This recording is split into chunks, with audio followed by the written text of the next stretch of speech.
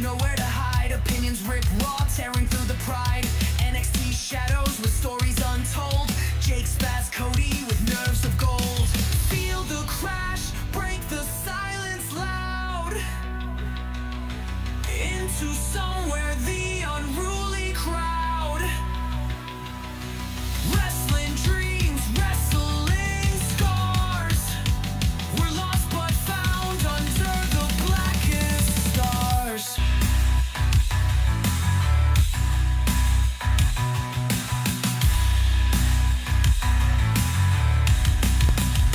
The blackest stars! What's going on, ladies and gents? Jake, aka Countdown Ended, coming to you once again. That's right, we're back live into Somewhere Weekly, WrestleMania Week edition. And thank you, everybody. I am not alone. That's right. I am joined by the one, the only, Cody. What's going on? And Spaz. Hey! It's a menage a trois jelly sandwich.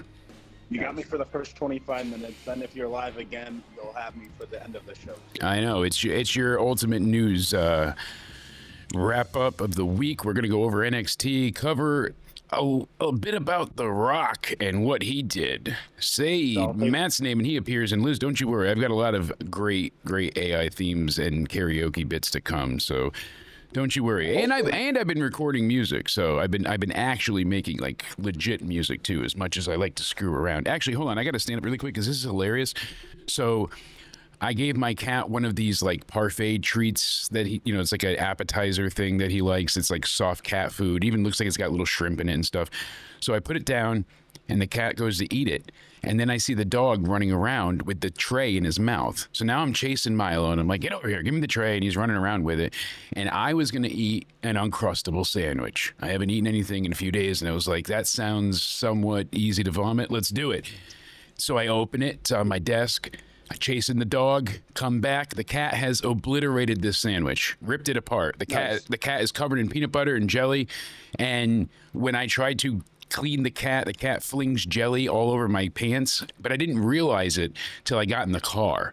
I thought the jelly just went on the floor, but now I had jelly and I was super sticky, having to go pick up the wife. I looked like I came in these things. It's not ideal, but what are you gonna do? That's my day.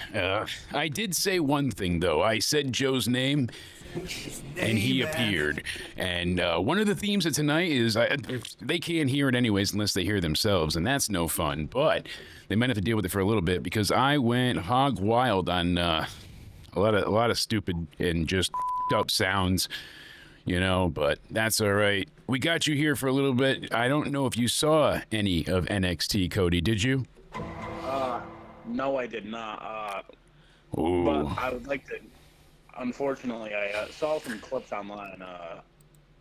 I know, usually I give you the live takes, so we'll get into NXT just in a few minutes, but I really want to start off while you're here before you have to take off shortly with this bizarre Pat McAfee interview with The Rock. He went ahead over the weekend, Spaz, and before Mania, he posted the cliche, "I'm not in said city because I'm here" kind of post. Yeah. And I mean, we just had Jordan Grace pulling that about my mom's birthday, and then she was at the Rumble, so we know it's not it's a used cliche. It's not something that's beyond the scope of what wrestlers do. So we go ahead and flash forward a little bit. Oh, well, look at that. He's really not there. He wasn't there. He's not there at all, and he sent his little brother Travis Scott. Yeah, and what. He's like, I heard the people cheer. No, the people cheered because they heard the start of that shitty Fiend song, and we went ahead and thought The Rock was coming. Because why? Because that's what happened at the Chamber. It started with Travis Scott coming out, and then The Rock came out after. It was like we thought it was like it was it was in the dome. I was there. They put the Chamber in the dome. So I told you something before we got on the air. I went ahead and I admitted how much I love you. I wasn't there for that. No, sorry. You ruined the fun, Cody. You showed up. There was only enough peanut butter for two. I'm sorry. Me, the cat, and these fingers. So I was trying to prepare for one of my fake accounts to. This will be the only night I go crazy with the soundboard. I'm sorry, folks, but just you say what? Cody's been using all of his AI powers to do El Grande Americano video packages. Oh, I know. Why Excuse me. That was our secret. That was our fucking secret. I'm sorry. I will make it up to you. I Now swear. this is gonna get out to George, and then he's gonna fucking. Now you're gonna get It's fucked me- forgotten. Cody, don't worry about it. It's me on the internet. If I say it, people will 100% not believe it. People are upset with me. People are upset with me that I posted a positive review of WrestleMania weekend. I'm gonna make it so you guys can only hear yourselves slightly, but you got to join in the fun. I'm sorry, I have to include you. If you're not in the fun of the goddamn annoying sounds, and only the audience is dealing with it, and that's no fun. So we'll go ahead, and you guys won't forever be in a hyper loop. I'll just lower you down so it's only a little mildly distracting, but that's okay. All right. Cool. See, that should be better. Go ahead. Let's check 1, 2, 3. It's not as bad, right? I can hear myself. You're gonna hear yourself. It's just, good. yeah, it's gonna be a little annoying. Just for a little bit while I go ahead and fuck around, because if you don't get to experience the clips, I am not gay. I have relationships with women and sex with men. right? If you can't enjoy and experience what I've planned for you two, then motherfuckers, you're in for a wild ride. Okay, it's time to begin. So, like I said, I'm only doing this tonight, folks. It's not going to last Any long. banana stuff? Or, Oh, don't jump the gun, you. All right, I'm getting through the dad jokes. You know, because you've done the Undertaker thing, I have to ask you the brain teaser of the day. Please do. What's the difference between a grandfather clock and a grandmother clock? The dong. Look at that.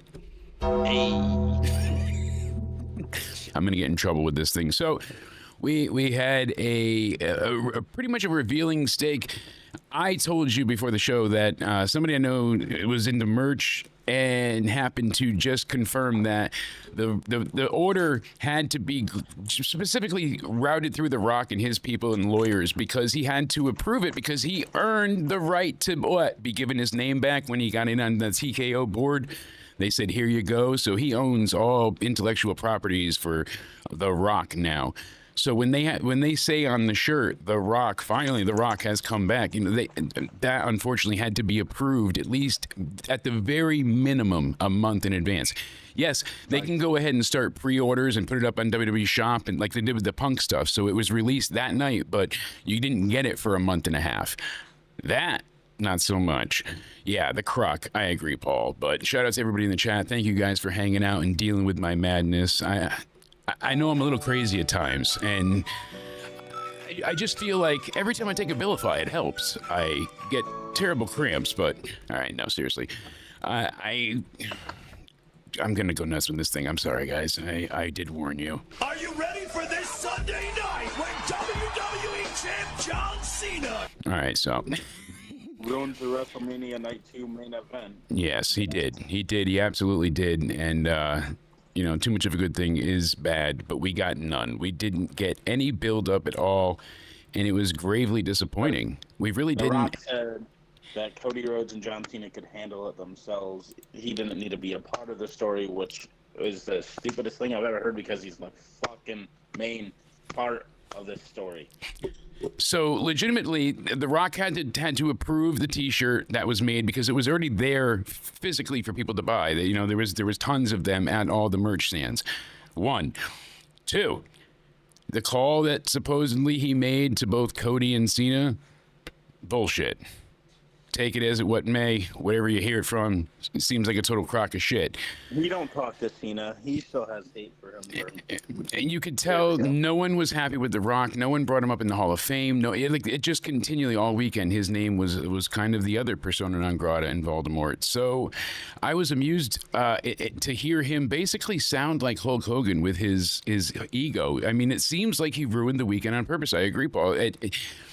It feels vindictive in a way, because what he did at the Chamber was so unnecessary when the plan was for Cena to turn heel at WrestleMania. This was confirmed by Triple H.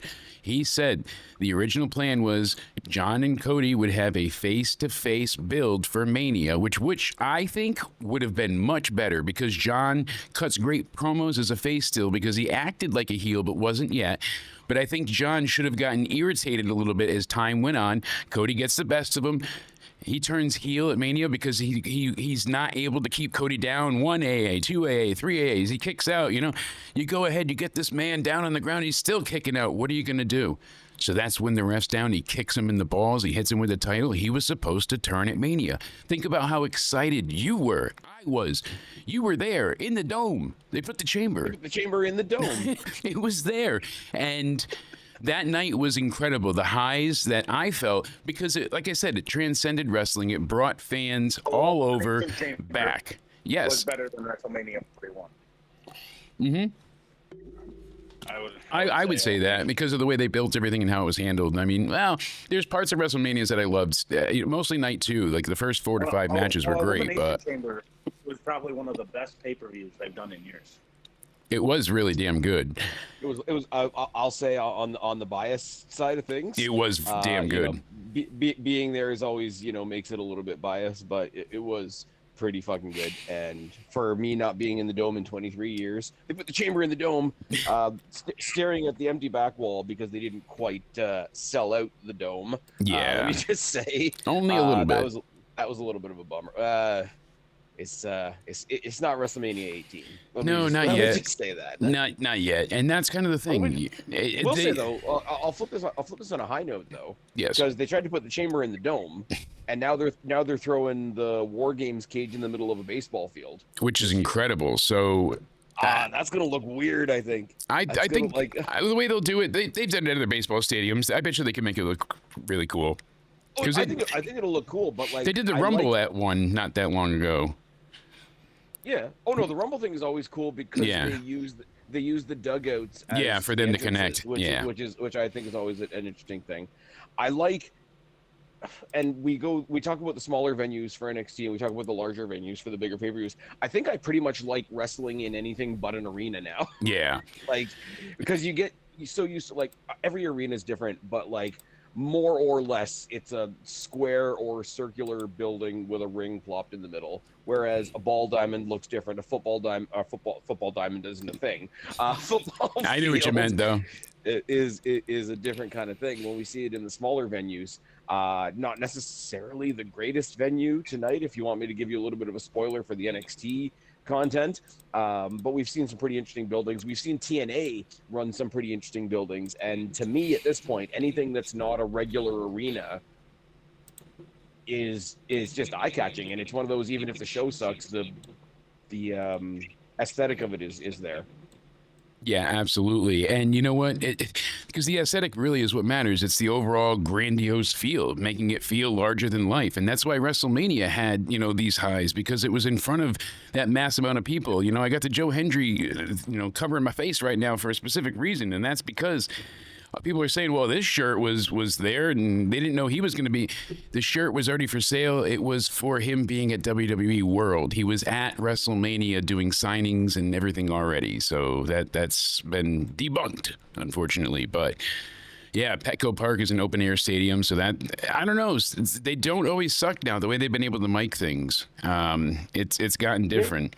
And this was a damn good NXT show. Stadium for Mania, so yes. They didn't. And I love Mania. If anybody heard my podcast, I rambled about it for an hour and a half. Just yes, you did. Solo. I'm halfway through, so nice. I gotta finish it. Yes, listen to the podcast for an example of why I'm always better with a co-host. That's why I don't like to work alone. as much as I lost my train of thought now.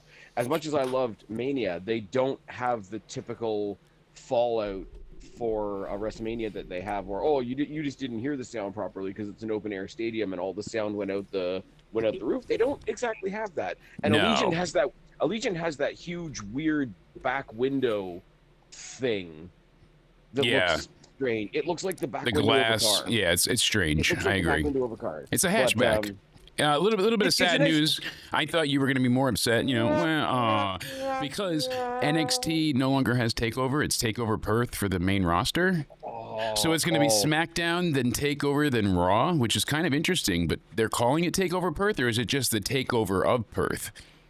No, it's WWE Going in Takeover Raw. Perth. I know it is, and I just had to have you say it so I could burn it in your soul more. I know how Oh. bad you wanted that Takeover name, goddammit. But now you can just, fucking say it. It sucks. I know, Hey, it but you know what? hurts. But in the year of Al Bundy 2025, we didn't get to keep Takeover, but we got to keep what's it called? Worlds Collide. Yeah. Put it this way, too. No, Paul's right. Never forget when Sting wrestled at Mania in broad daylight and then lost. I mean, yeah, you see an Undertaker and Bray Wyatt come out and it's like sundown barely. That was uncomfortably bright. Creepy. There's some early days. I will say this, and I'm not just saying this to be contrarian. No. But like if you go to like early days of Undertaker's career, there's some pretty cool daytime entrances that he Oh did. yeah, even WrestleMania 9, even terrible Where he match, comes but out with the vulture. Vulture, Was that's that- 9. the Vulture? Yeah, at in Vegas, absolutely. That's why it was stuck in my head. But I Did you went watch the ahead and documentary. I didn't. yes, it was a very fun watch because of the fact that they don't accept camera people being backstage at that time. They're like, what is this for? Why are you you're breaking kayfabe? People are getting legitimately pissed and uncomfortable. You see Undertaker be like, what is this for? Like they're mad. And it was just a really eye-opening in affair. It was a bit of a journey. People are mad that they're doing that show now. What is it like? WWE Unreal. Where they're gonna talk about That the is what writing I've stuff. always wanted. I wanted to see how this works. Absolutely. I don't see. Here's my thing: is I get that it's a tricky thing because fans want WWE to keep kayfabe while we talk about anything but kayfabe. Yeah. So there's a little bit of hypocrisy on the fan side with that. I probably won't watch it because I don't want to see how the sausage is made, so to speak. But I don't hate that it exists because I get have that. I have this magical ability to not watch it. That is a superpower in this day and age, and See, I've told you about my youngest brother who's just getting into more into the wrestling now than Yeah. he would have admitted before. He's and fucked. one of his entry points was Gets Dark doomed. Side of the Ring. Was Dark Side of the Ring, right? Exactly. And it's like, oh, did you watch this season? Did you watch last season? And I'm like, no.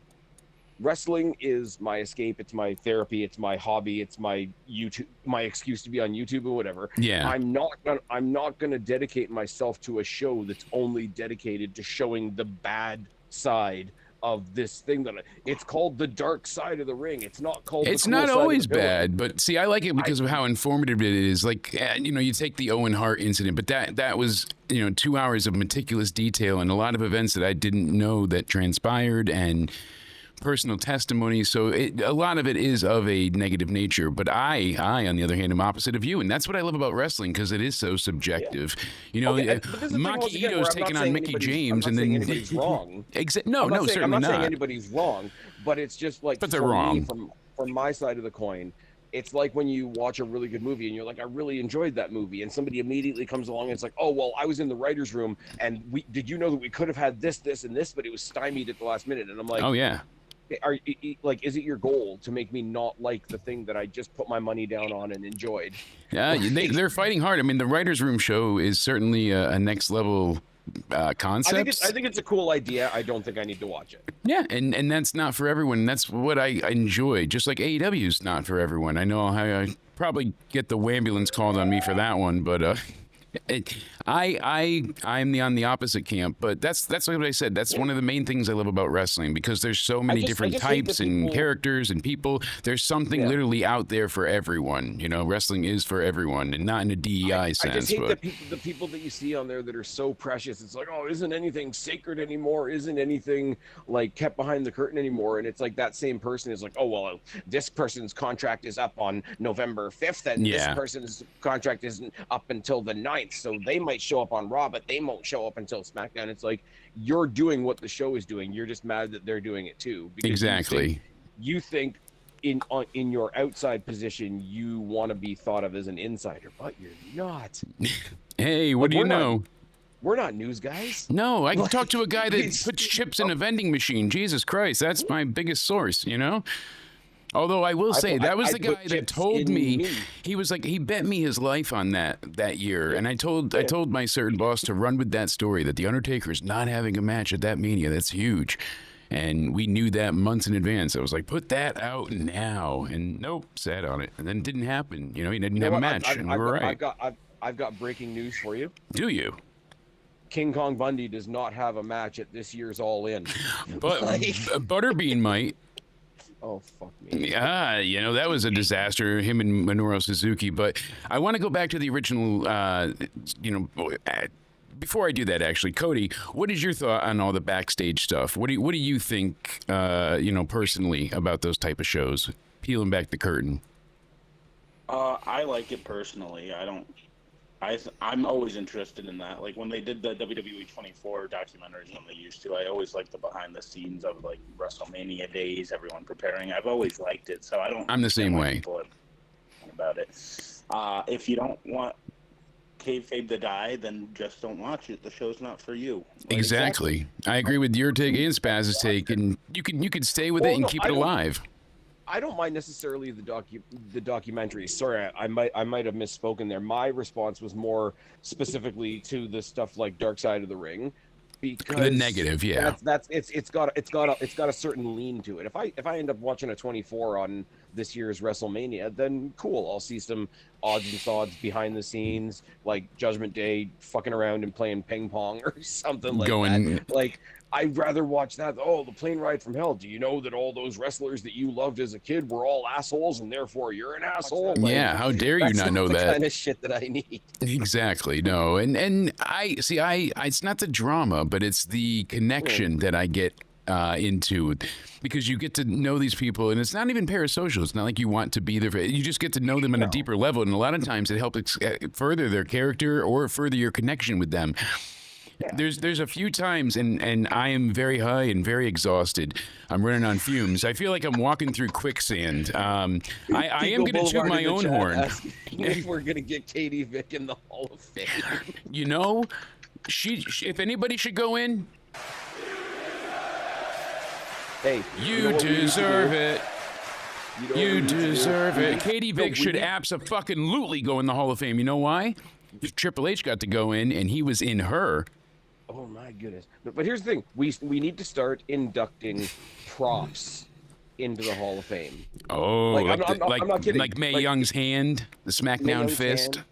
Mae Young's hand, SmackDown fist, Undertaker's urn, maybe MVP's like inflatable tunnel entrance thing, and then Katie Vick. Yeah, after we clean her up a little bit. Vince's dried defecation.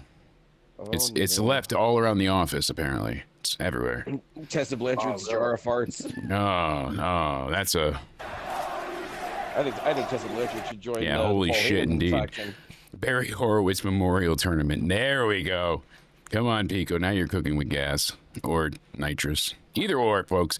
So I got to pull up this article because it is so... It's not being hyperbolic is the wrong word here, because they're right, but it exemplifies the focus, and because they're like, oh, WrestleMania, it was a train wreck basically, but now they're saying John Cena's train wreck. They've curtailed their opinion a bit. But this is from Bleacher Report. They said, blame The Rock for John Cena's train wreck WWE WrestleMania 41 win versus Cody Rhodes. They said, we got the right result in the main event by having a heel John Cena beat Cody Rhodes for the promotional title. Unfortunately, everything around the match was historically bad. Funny, we've been saying that all fucking weekend.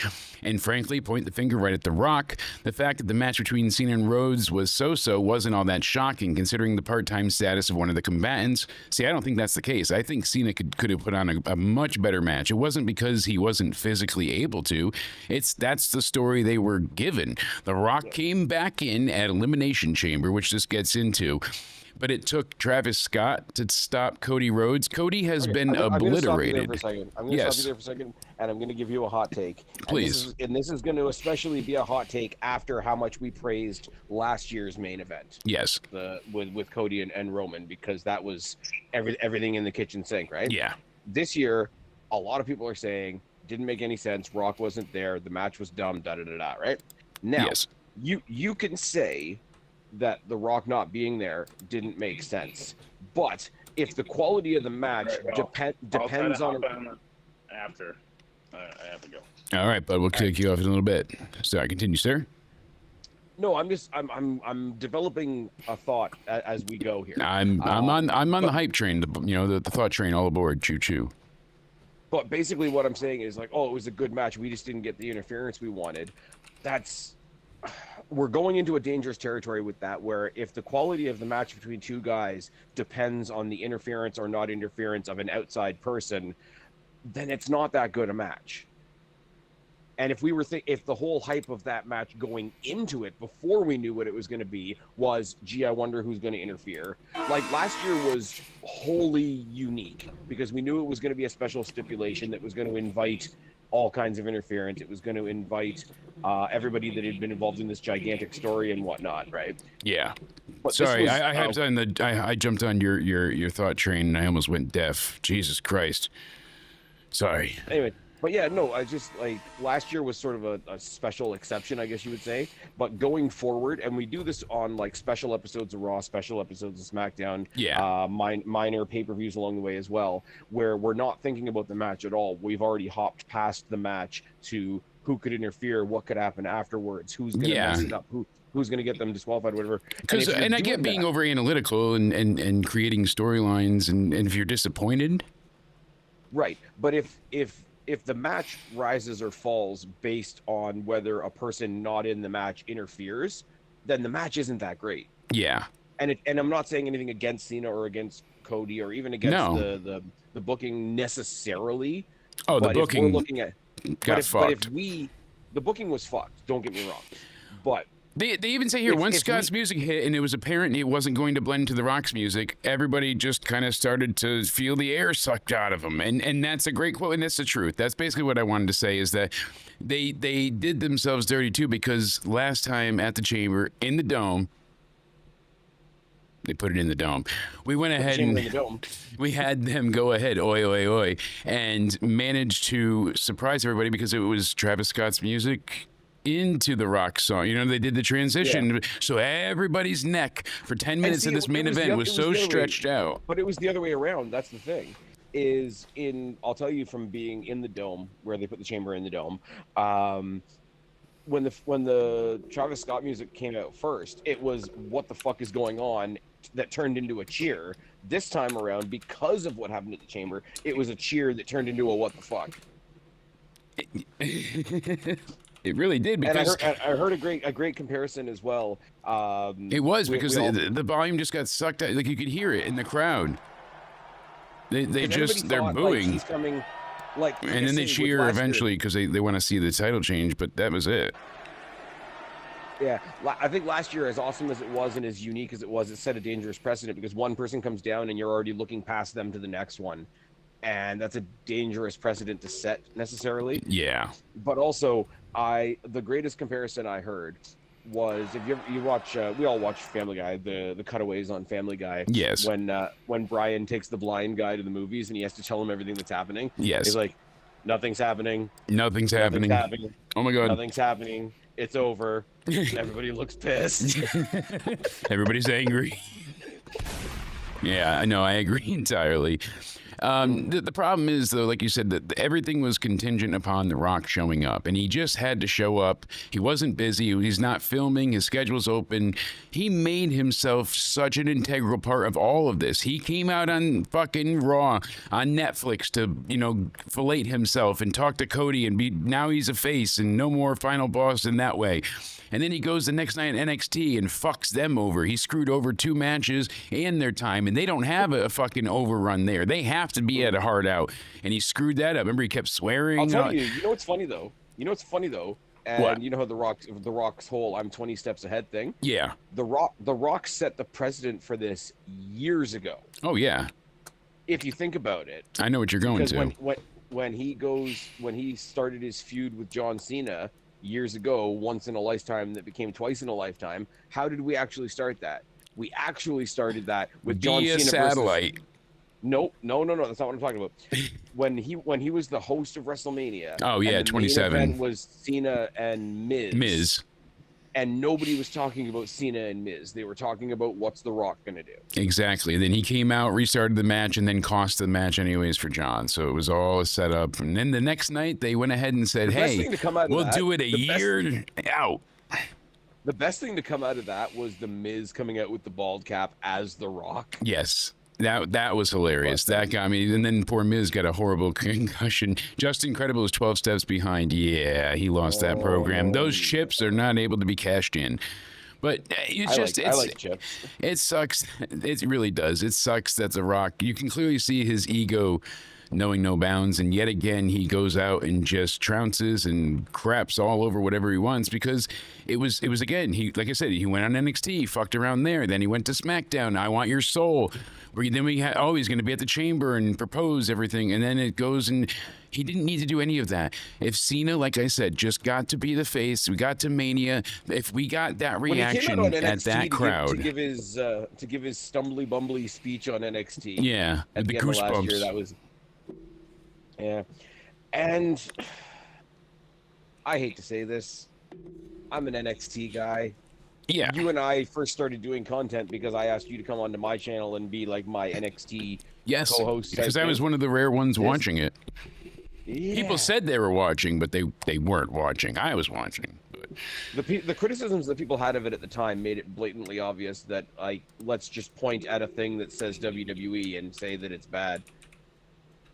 Tonight, though, if I can drastically switch our gears out of nowhere, I am left wanting. you mean into somewhere? Yeah. Don't fuck that up again. Yeah, Randy Orton's gonna come and get me like he got John Cena. Mm-hmm. An RKO into somewhere is fantastic. Into Saw what you did. somewhere. I saw what you did. Absolutely. I'm conflicted about tonight's show though, and I'm switching the gears because I'm already tired and I do have a few things to That's say. why I pay you the big bucks. That's why I wanted to get into the NXT review, folks. So here, you know what? I'm going to cut you off for a quick second because we're talking about NXT TV from Las Vegas, Nevada at the Fontainebleau, Las Vegas, Nevada.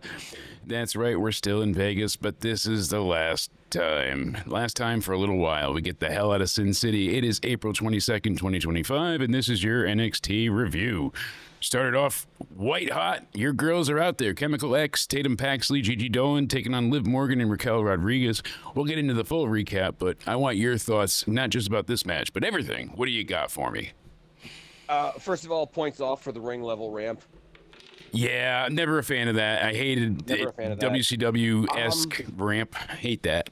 Yeah. And it's funny because people used to say that I only picked on that when it was an AEW thing. Nope. I don't like it when TNA does it. I don't like it when NXT does it. And if WWE ever for some reason does it, I won't like it there either. I think it's weird. I think it's awkward. I think it makes the place look really claustrophobic in all the wrong ways. Yeah. And the crowd, I know they were in a theater, and I know a theater is set up a certain way, so basically all the crowd was on one side. The way they shot this show made the crowd look tiny, and the gigantic stage that they built only made the crowd look smaller. Yeah. It wasn't a great production mindset. Yeah, I was a bit It was baffled. a swing and a miss.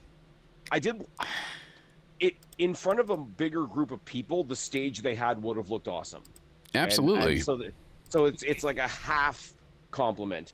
I wish that they had shot it to the back, like when they shot from the ramp into the crowd, and you could see people in the balconies because it is a theater and all that kind of thing. It's not surrounding crowd. When you shot from that angle from the stage at that back wall, it looked fantastic. But they hardly ever did that. Yeah, they didn't go to that often. They didn't go to that often. They only really did it. That when was they a really were cool doing- shot too, because like you said, it fully lined up with where they were trying to go. So it had like this great, it was a unique angle, anyways, from where it was. It was a tunnel vision like shot ramp shot, of the crowd, yeah. But like the way they were shooting to the side, it only looked like there was like one or two rows of people. And that's some of the stuff that AEW is getting flamed for now, because they've been saying, oh, we need to run smaller. Oh, it's okay if we run smaller arenas because it's going to be more intimate. But they're in a place that holds 9,000 and they only got 2,000 tickets sold for Dynamite. You know, it's. I don't want to see them do bad. I want to will see them be say- interesting. But what story does I'll anyone say- give a I'll shit about in say- AEW? Is there any story that you like in AEW right now? Honestly, I will say nothing grabbed me last week on their big celebratory like fuck off Bischoff show that they did. yeah, But for their audience, and right now their audience is even giving up on them, and that I don't feel bad for AEW. I feel bad for the AEW fans that are still actually invested in that product that are slowly like withering away. Like Yeah. the ones that just not the ones that are being dickheads about it, but the ones that genuinely want to enjoy it. yeah. Because and just- when that you was a see- big dish of self-serving bullshit. It was. And I mean, It doesn't they even just- quantify or qualify for comparison's sake because, all right, WCW, you surpassed. But if they had a billionaire backer that gave them unlimited funds, like, Ted Turner could have just said, here, take everything, it wouldn't have mattered. They could have kept going. They would have kept going. It's because they were down 60 million. But hey, if they had that influx, but besides that, they were doing, 10 to 15 times your viewership on their lowest viewership night. I will do. They one would get better. 5 to 8 million viewers some nights. It was insanity for how popular wrestling was. I will do you one better. If the three major American wrestling companies were on equal financial footing, TNA would kick the shit out of AEW. I believe so. Yeah. If they all had the Anyway. same ability because of the way that things are booked there and handled. Yeah, Hendry, if my bank wasn't negative right now, I would absolutely be jumping on that shirt right there. That's right. Oh, That of thing course. is beautiful. Anyway, what I wanted to say, Yes, for please. the ones that aren't dickheads, for the ones that are just like, oh, I like this thing and it's kind of falling on its face right now, the fans that I actually do feel bad for, Yeah. it seems like they felt very served by the Dynamite that they got last Wednesday. Yeah. I don't see it personally. They buried Athena. Yeah, they thought the buried Josh Joe win was Alexander on- enough, bud. That's all. They thought the Joe win was enough. Really, that's all. That was the positive of the entire night. Everything else was here's the heat and thing. negatives. The only positive was Samoa Joe and one random person being forced under their team in Powerhouse Hobbs winning a trios title that don't mean shit, and everybody ate it up. Here's no, all the things. I will say, I'm happy for the people that enjoyed their show last week. But for the ones that just go along to get along and want to enjoy their show, They loved seems like they had a good MJF time. offering hookers and blow to the the Hurt business or whatever Well, syndicate. They loved the fact that Athena was on Dynamite until she got rolled up by Mercedes, because who didn't see that coming? They loved Exactly. the debut of Josh. They loved the debut of Josh Alexander until he got squashed by the emo cowboy, and then got put in the Callis family for reasons. Because now he could be a heel, which is fine, but now he's got to really go ahead and Now there's What? two former Get more Destiny. heat?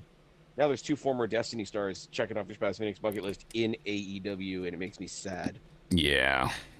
I mean, Well, Josh Alexander and Speedball. in Speedball, I'm what's not. Speedball doing right now?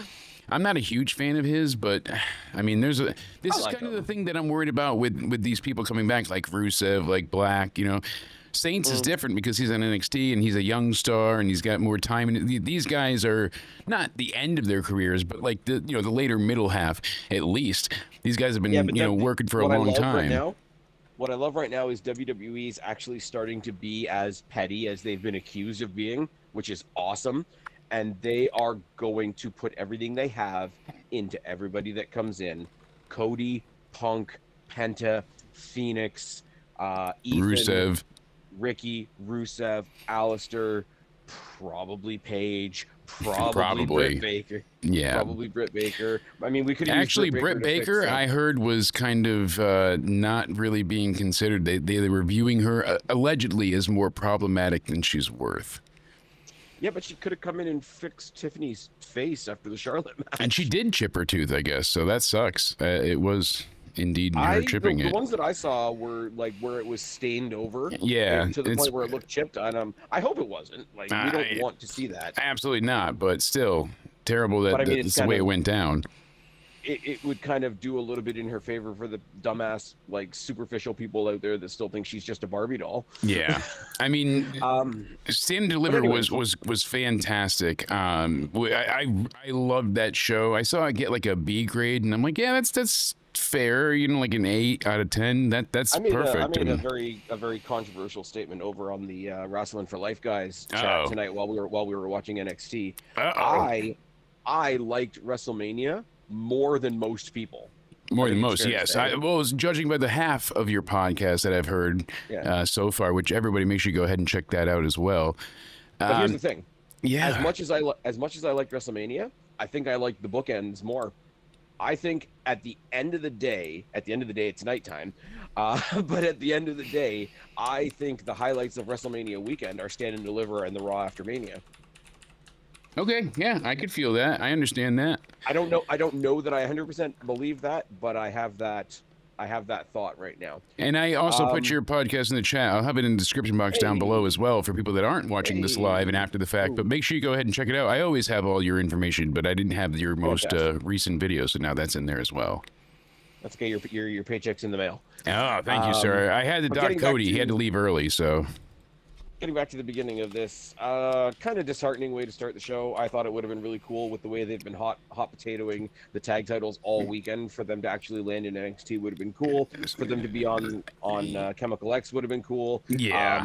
Once they did the rematch and you saw what happened, I'm like, oh, they're never going to win those titles now. Going into WrestleMania Sunday, I thought Liv and Raquel were going to retain and then lose the titles on Tuesday. Now what we got, and I kind of like what we have, because now we have the three of them in Judgment Day with belts. Finn doesn't have a belt. He's, fawning over the IC title. JD is getting a ton of hype.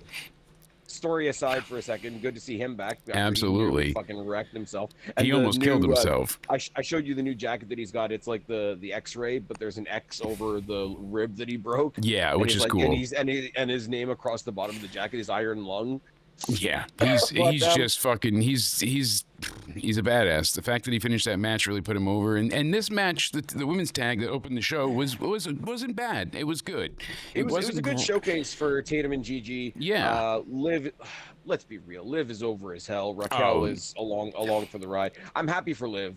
Don't get me wrong. Would have been really cool to see my girls get a shot. This is one of the things I said last night, Spaz, because you weren't here, but we went ahead and mentioned how. Think about the Riot Squad all those years ago. Yeah. Liv was not the one we would put our money on. Certainly, Liv was usually dead last in that. Sarah was in the middle for whatever reason, but everybody thought Ruby Riot would be it. And push comes to shove, goddamn. Like Ruby Riot was clearly the leader, and she had like that leadership character glint in her eye, whatever you want to say. And I like Ruby Riot, obviously, or Ruby Soho, I guess, as she is now. There was something about Sarah, because she didn't stick out, she stuck out. Yeah, that's what I'm saying. That's why she usually fell middle of the pack. But she's gonna go at Rumble time. She's gonna be one of those ones that makes an entrance. Nobody really gives it too much a hoofah, and then she's gonna go put in like a workhorse effort. Yeah. And but here's the thing. So she's improved drastically. Even if you think back to her match, I think it was 2017 or 19 when she had with Charlotte when they did the State of the Union address for SmackDown, and she freaked out and she was like, "I'm going to fight for myself," and she had that really short match. And yes, Liz did indeed call Joe Hendry. That we'll get into a little bit. That was a great moment from tonight. And guys, please let us know what your favorite moment and match of the night was. But yeah, I wanted to see them win. And once I saw last night why they did it the way they did, so they had to go ahead and have Liz didn't come out with them tonight as well. Like I'm sure maybe there's a logistical reason. But... Maybe, but what was upsetting too is that. So I understood the story, and because originally I was like, well, that's ridiculous. Why have them lose the titles? And it's like, okay, so they're going to have them gain them right back because Becky, if they're like, just do it at Mania, the turn. Well, no, then Becky's a unjustified asshole. You need to have some justification. And what is that? You two just got those tag belts. You just became women's tag champions. And Becky then looks at it as you lost them the next night. Yeah, Lyra, you cost me these goddamn belts. I helped you win them. You cost me them. What the fuck is wrong with you, girl? And she whooped her ass. And so it made perfect sense for them to drop the belts to do that because they didn't have a better way to turn Becky heel. How would they have? They couldn't bring her back as a heel. The crowd would have rejected it. They needed to have her flip out over something. It was a great story. I give them credit for it. It worked. I was upset beforehand that Liv lost the title at Mania because I wanted to see her in Judgment Day with the belts to go. we got it again. That's why I said I'm gonna hold out and wait and see what happens. Sometimes. What I love is, like, simultaneously everybody was mad that Bailey got removed, and then they were mad that Becky and Lyra won, and then they were mad that Lyra was a double champion. But I'm like, okay, let's feel this out for a second. Let's break this down for a second. Yeah. Something that got lost in the shuffle, right? Stephanie Vacour became a double champion. They handled it the right way. She went in one night, defended both belts, decided to do something for the betterment of the division. We got the ladder match. Sol Ruka got her thing, whatever. Let's let Spaz cook. There's still a women's double champion in WWE that nobody's talking about. Yeah. Chelsea Green. No. No? No. No? Sol Ruka. Oh. Because Okay, she's the NXT North American champion, and she's the WWE Speed champion. See, I thought you were going to talk longer. Now I'm choking on popcorn, God damn it. You ruined the bit. That's not popcorn. God damn it, not again. So, damn cumsicles. I knew it was going to be a problem. I knew it. Jesus. I was on board, but then, like you said, fell a little bit apart. Whatever. It works, but all in all, I'm happy. But I kind of would have loved that story because Gigi and Tatum are like sort of chaotic characters. I wanted them to have the belts. Oh my God! Look at how much turmoil these belts have been through all weekend long, and of all people, they landed on this ramshackle team in NXT. Like, that's kind of a cool story. Absolutely. If you're gonna have a bit of chaos, have it that they end up on the chaotic team, because the chaotic team thrives in chaos. Absolutely, because I said the only way I wanted the belts to change hands was if it was Roxanne and Cora as a call-up. We didn't get that. We got something very more interesting with Julia and Roxanne attacking. So yes, but Roxanne walking out on Cora Jade. So even if she's going up right now, that's still a loose thread of a story for when Cora Jade gets her call up. Absolutely. They're just giving everybody layers. They've done an excellent job. A lot of storytelling, right? They did a lot of really clever shit in a single match that was on a kickoff to a developmental pay-per-view on Saturday. Incredible. That's what I'm saying. Stand and Deliver was one of the bookends of WrestleMania weekend. They even made the Pat McAfee show yesterday like required viewing for Raw. Like, they're doing a great job at threading these narratives together. Like, you heard Paul Heyman say on there, someone's like, "You need more meat," and he's like, "Then I better go shopping." And that day he had Ron Breakker. You know, it applies. It works. It's yeah, it's fun. All the speculation of who else could be joining this group. Seems like Becky Hogan's going in by the talk of the internet. Jesus. Here's the thing. Here's what people thought I was crazy for, and I got told I was crazy less than an hour ago for. Right? You want to call it not including Heyman, but if you want to say like 4 guys, right? Say they're doing Evolution, right? So what do you have? You have the brains, you have the muscle, you have a blue chipper, and you have somebody with charisma, right? Yes. So how about this?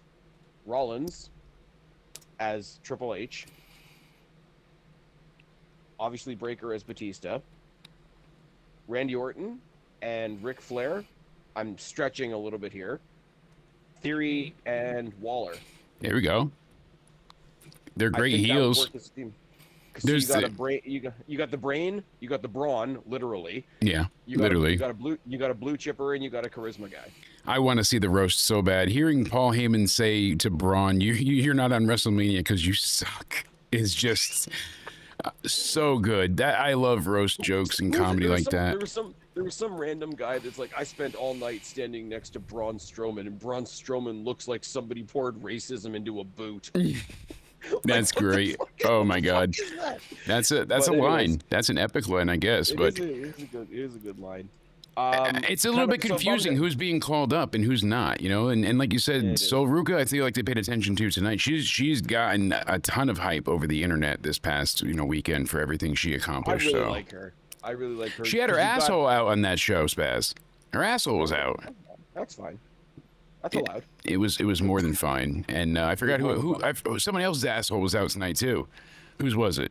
I forget. No, it was Tatum's.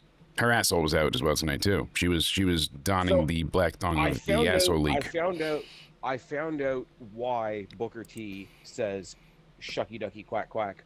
Really? He had to censor it for TV. and it's really sucky fucky whap whap. Wow, that's crazy. This whole Anyway, time I didn't know why the fuck he had it, but it makes sense. Dirty old bastard. I may have made that up. Anyways, yeah, it sucks that Chemical X didn't win. No, really? I want Liv. No, but here's the thing: you want to piss on Finn Balor's chips for not winning the IC title. What better way to do that than if two people in Judgment Day have an IC title? Yeah, no, you're right about that. They can, Liv and Dom can be the intergender, intercontinental tag team champions. Yeah, I liked when they did the mixed matchup and Match challenge? Yeah, mixed match challenge. There we go. I wish they could do more intergender stuff. If you go through the career mode on 2K25, there is a mixed tag. Yeah, and you have to beat the hell out of some women, and people were like, "Oh, that's so wrong and uncomfortable." I'm like, "It's a video there's game." A title. There's a title. Yeah. There's a mixed tag title in the 2K25. I'm just saying people were complaining that you were beating up women and the fact that it was like, "Oh, it's gross." I'm like, "It's a video game."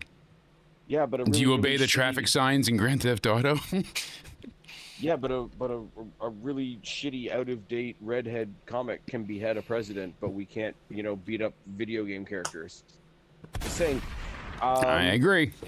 Tell you what I did like as far as beating the shit out of people. What's that? I really do like the fact that NXT took a minute tonight to show the highlights from Bloodsport on Thursday. That was what I was going to get into next. That was my my next bit of notes here. I thought that was incredible that we saw a GCW recap on NXT TV. Like, wow. And we should say, obviously, Liv and Raquel defeated Chemical X, Gigi, and Tatum. It was basically a decent match. Like you said, it was a showcase for Gigi and Tatum. They looked great, but Raquel hit Gigi with a great, Texana bomb. And then Liv takes out Gigi with Oblivion. I love that move, too. It looks just so cool. Like Lyra Valkyria sold the Oblivion on Raw like crazy. She spiked herself. She went ahead and got probably the best sell of that Oblivion to date. The crowd was pretty dead for this match, though. I think, like us, they were just like, no, it's another foregone conclusion. And unfortunately, they never once bit into anything that Gigi or Tatum did, really. They knew that they weren't going to win. And that's unfortunate, because if they didn't have that fucking match last night, I know tonight they would have been white hot, because they thought they had a chance up until they didn't. Yeah. Lexus King got his cup back. The one thing about the women's titles, they're the belt that floats over all three brands. It never feels like it's going to change. No, NXT. Certainly. I agree. The more they do it, the more they make it feel like, oh, we're the champions, which means we can just drop by and visit NXT when we feel like it, as opposed to it being anything of a legitimate. Like, there's more chance of a women's tag team in NXT getting the TNA Knockouts tag titles. No, I agree, and that's kind of a sad state of affairs if that's the case. And that could happen at Rebellion. Tune in later this week when Jake and I preview Rebellion. That's right. We're going to be previewing it on your channel tomorrow, and it should be up either tomorrow night or Thursday morning. I'll be sure to share that as well. And then this Sunday, you and I will be live for the Rebellion review. We'll be talking about everything that goes down this Sunday.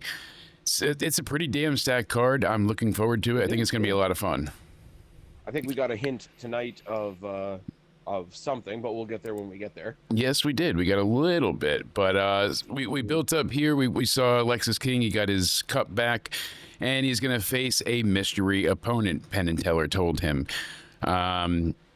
Okay, it was a good setup. Anybody else that thought, oh, Penn and Teller took the belt away, and when it came back, it was going to be a belt? No, they're not using the Heritage Cup rules anymore. Yeah, I thought they were just going to kind of quietly be like, oh, it's gone now. Yeah. Honestly, which I didn't want to see it go away, but they because they're not using the rules and they really haven't been treating it with the respect and serious gravitas that it once had. I feel like, hey, there's still less mid-card titles on NXT than there are in other places. Granted. So Ricky Saints comes out and gets adored by the crown. Yeah, that he wears is heavy, but he holds that crown high. And he said to everybody that he's, I'm gonna go ahead. I walked into Mania weekend with I got a huge bang by successfully beating Ethan Page. He said, I'm defending the championship, a man who will forever be a thorn in my side. I made good on my promise, and then Lexus King comes out, cuts him off. He does his usual smarmy, smug prick stuff. It was fun. And It's continuing, Jake. is it? It's Uh-oh. continuing. Oh, no. The Tony Fumble Rumble is continuing. Is it? Now what do we get? We go from Ricky Starks to shitting on Ethan Page to being interrupted by Brian Pillman Jr. I love it. And I was going to It's go so ahead and say, because like, he just does it so well. Him being that smarmy, just asshole, that asshat, that prick, that rotten cocksucker. I love that he's soaking in the Tony Fumbles chance, and then he comes out in interviews like, "Come on, guys, Yeah. let's be nice." Well, Saints, like you went ahead and it's like you lost your chance. You know, you're writing checks. Your little ass can't cash.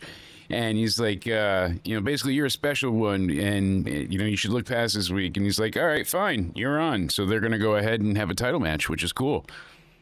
I'm excited to see those two. Title for title, Except a little bit later, it got they did brawl, and everybody took time to pull them apart. And that's when Lexus King is out there, and Noam Dar returns. I really like this. He's a good wrestler.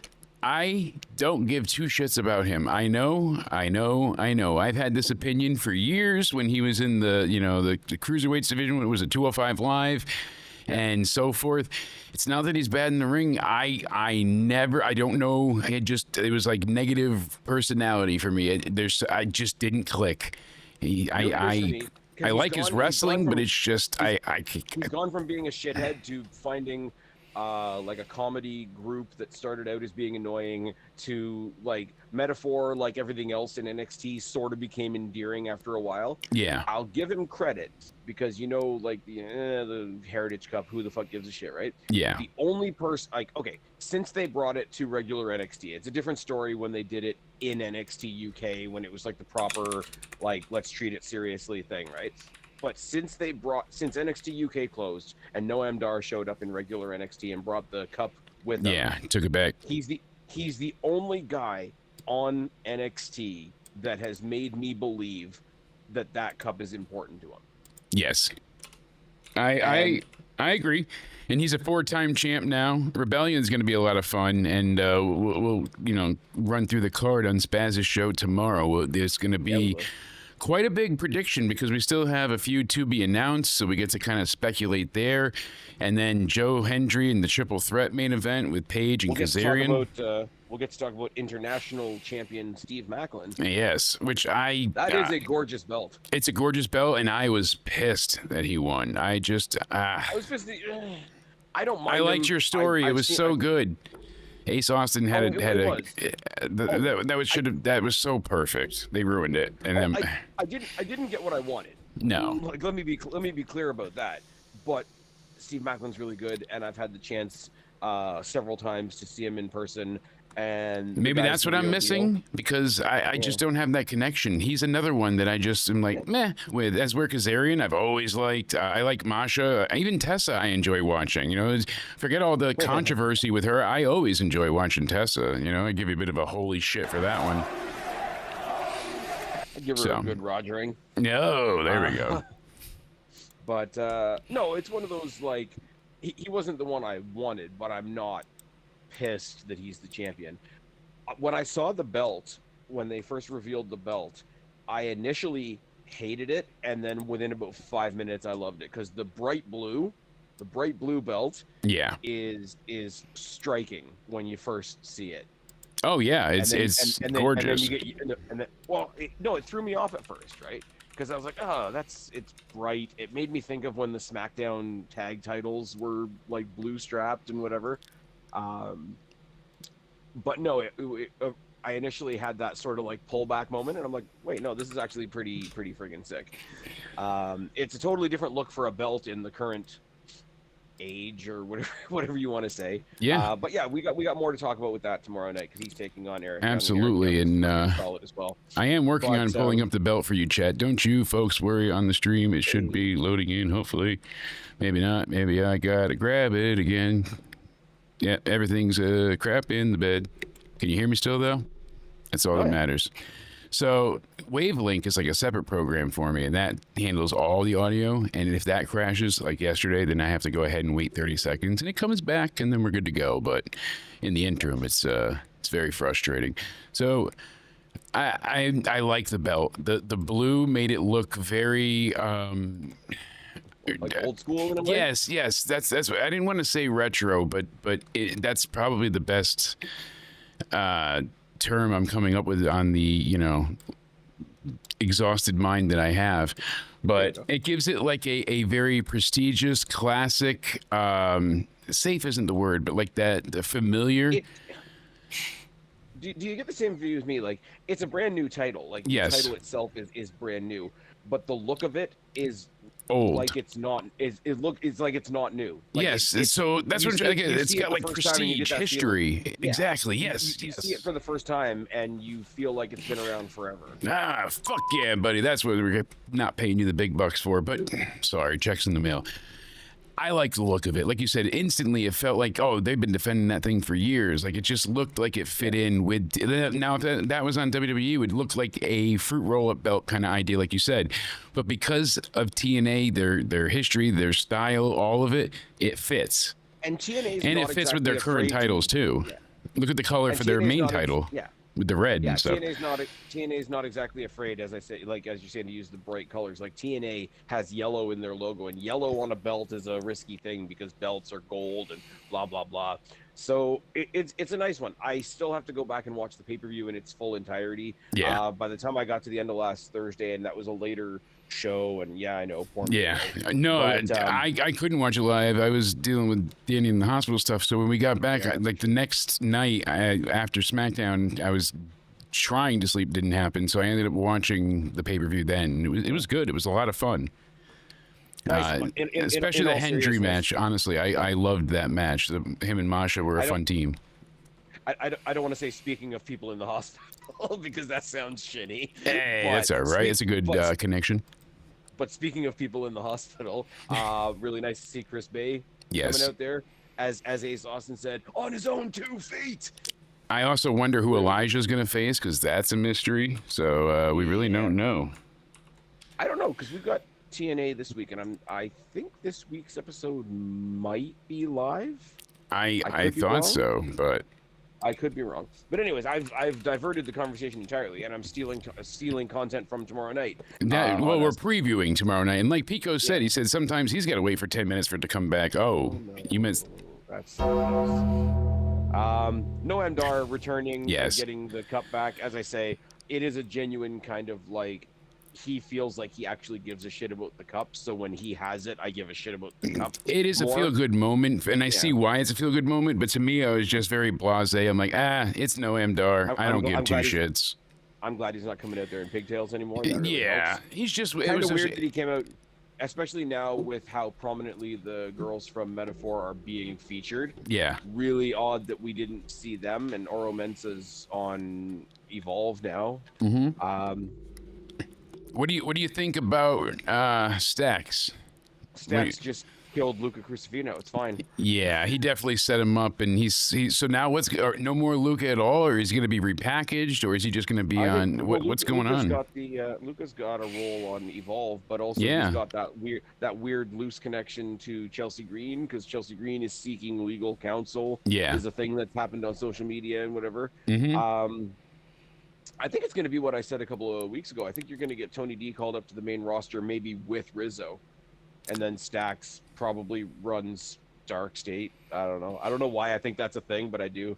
Dark Yeah, State took on one yeah. of the Not thrilled. NQCC and Javon Evans tonight. I thought Yes. that was an odd pairing. but It was, It came off the back of the footage from Bloodsport, so which was cool. But here's the thing with the Noam Dar match, they only gave Lexus King the 4 minutes. Maybe that's all it needed. But I felt like I don't know. He's losing the title here with a cup.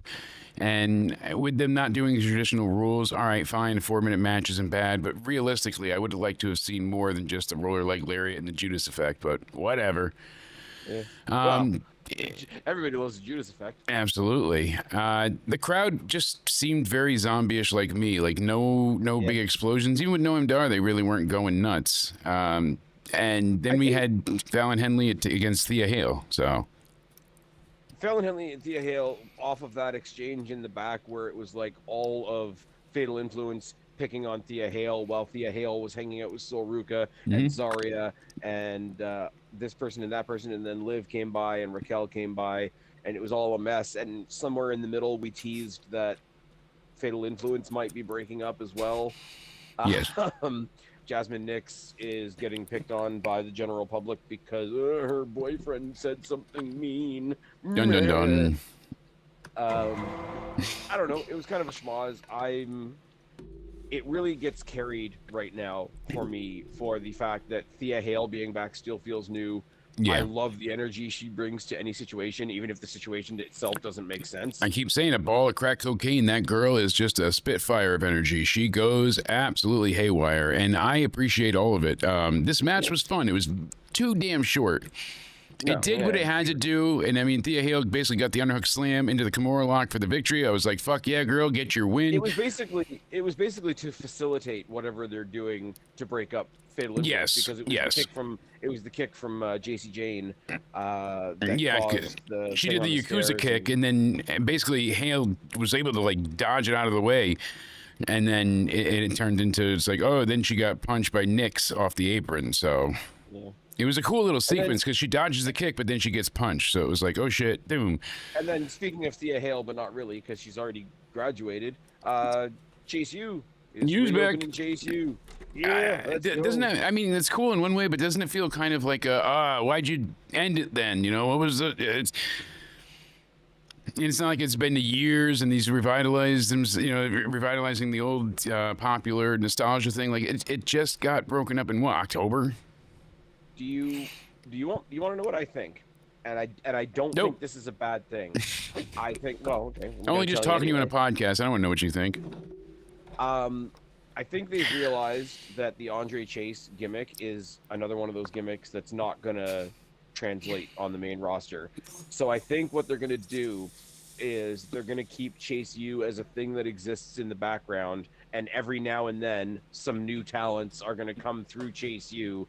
And because it's like the metaphor of a classroom, you can have like Chase U, the new class, like every year or every 6 months or whatever, and be like an in-story filter system.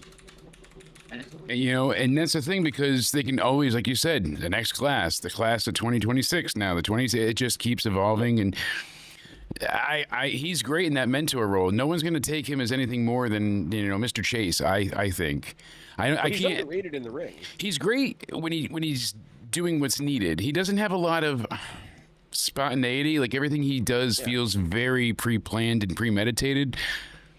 But everything he does, he's a great tag guy. It looks good, yes. He's a great tag guy because he sets up his opponents or he sets up his partners to do something cool. And if he's playing a teacher, that almost goes with the character.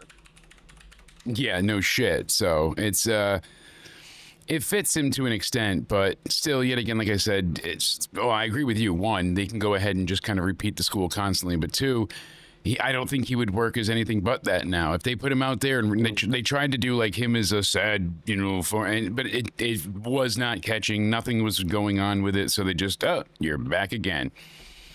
So, so far everything was very short tonight and pretty quick, but it gave us a little extra time for this, and this was probably the highlight of the night for me. I loved it. Obafemi comes out, he does his little strut. I love that. When he walks, you get excited. Yes, he did, and he said, he said both of them, Trick and Javon, had all these aspirations. You guys were going to try and dethrone the ruler. I said, I took your dreams, set them afire, and burned them all to ash. And he said that to Trick, but when he started, he's like, I made the mistake of undermining. I said a lot of bad things to Javon Evans. That kid's gonna be something. It's not today. Hold on, no, I'm so sorry. I don't cut you off like this often, but let's just said Alberto Del Rio got released by AAA. Oh my God. WWE is not fucking around, huh? Because we kept saying, well, he's their AAA mega champ. I'm looking to make sure that's legit. I trust Liz, but that's crazy. Stop it. That's insane. I mean, they were paying him well. I don't see anything yet, but Alberto Del Rio, no, I'm not seeing anything yet. Maybe it's too quick, but if that's the case, oh, that would be fucking hilarious. Let's see, she's got it. Wrestle vote status. That's the fake Wessel votes. That's why. See, check your sources. But it'd be funny. It's the Wessel votes guy. He's a parody account. Nothing on this it says right here. Nothing on this is posted is real. Sadly, I had to investigate. You got my hopes up, Liz. God damn it! But that's all right. I won't kill you for it this time. It'll be 10 times funnier if they This don't, time. because everybody will shit their pants. I was hoping. I despise. I loathe that man. He was such a prick in person, and we had this signing. I don't even know if I really ever told this story. But back when I wasn't on the other show and I was dealing with all my health stuff, Danny and I, after going to AEW, we had gone to they had this, I forget the name of it, but they always do it like at our North Haven State Fair, and then they do it at the Capitol, all this shit. So they go ahead and they get everybody together. And they had so many awesome autograph signings, like locals, but they brought in bigger names. Sting was going to be one of the guys one day, and Del Rio was there, and he was just such a fucking prick to all the kids and just a miserable bastard. And I'm like, it's pretty much, it's a fair. It's all families and young kids. They see wrestlers, they're excited, and he was just rude to everybody. And I'm like, wow, it really does fit with you, huh? At least Justin Credible, tries to shake your hand while trying to steal your watch. See, no, and I'm trust me, I'm not here to defend Del Rio. I just No. there's a really backwards part of my brain that thinks there are so many people that complain when there's nothing to actually complain about. That Well, when he was charged with kidnapping and sexual assault, that was enough to. No. I mean about WWE in general. Oh, gotcha. I'm talking about him. He's a scumbag and deserves to fucking burn for it. No, fair, 100% fair. You're talking to a big Page fan here. It's fine. Absolutely. But I'm just saying, for the people out there that complain over nothing, complain that a gimmick is offensive, complain that Bianca Belair the Gulf of America. Enough. Yeah, Bianca Belair's streak is over. You know what that means? You know what the phrase "the streak is over" means? It means she's lost one match. Exactly. But all those people that complain about nothing, if that was WWE's way to say, okay, well, if you're going to bitch no matter what we do anyway, why don't we give you something to complain about? Now, I don't want to think that way. But people make me think that way. Anyways, getting back to the Obafemi thing. Yes, Obafemi coming out like a true, just ultimate badass. Hold on, I'm trying to go ahead and pull this up for you, really, but let me go ahead and... all of my poor computer's files that are just marked everywhere. There's so much goddamn porn. Oh, there it is. This is the one you sent the other day. The streak is over. Belair Taker. This made me pop. Trying to find something about Alberta. No, this is even better. This is the one I died when you sent me that the other day. Oh, and then we of course got Becky Hogan. Match. I still want to know what Finn was doing with the banana hands. That shit creeped me out. God damn it. And you love the I'm sorry, I know I'm diverting off. You off can the course divert here, as much right? as you want. I am all ears. That's what Into "Oh, Somewhere Weekly is. We talk about everything. Okay, because they can't. Okay. They can't say WWE's racist because look at how many wrestlers of color had really awesome moments this weekend, including the main event of NXT. Look, you can't complain about them being sexist. They featured over 29 women over 2 nights, right? So now they've put the two of them together. They've reached into the Kamala Harris word salad bowl, and they've pulled out misogynoir. It's Ooh, racist no, sexism. right. Misogynoir. Oh. It's racist sexism. I said, hi, good night, rest well. Look at that. Twinkle Teacher's coming in to see Mr. Pico. How sweet is that? Love is in the air.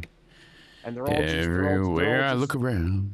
And they're all just crying about Bianca and Naomi, even though Naomi was beaten by Jade, and if Jade lost, would that not have also been misogynoir?